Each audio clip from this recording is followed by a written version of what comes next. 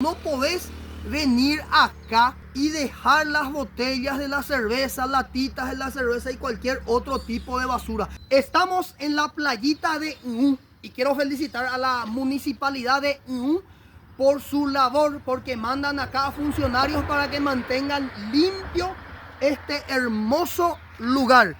Pero a la vez quiero hacer una queja.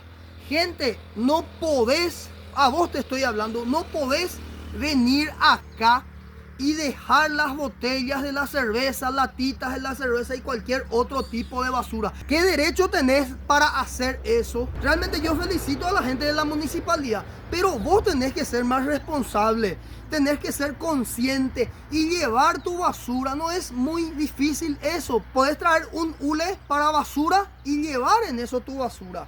Y me comentó el señor, quien está limpiando en este momento, que él suele venir y hace su reclamo y la gente ya resuelve. La gente Magato se enoja, imagínense. Así que gente, sean más conscientes, no dejen las basuras, lleven consigo su basura.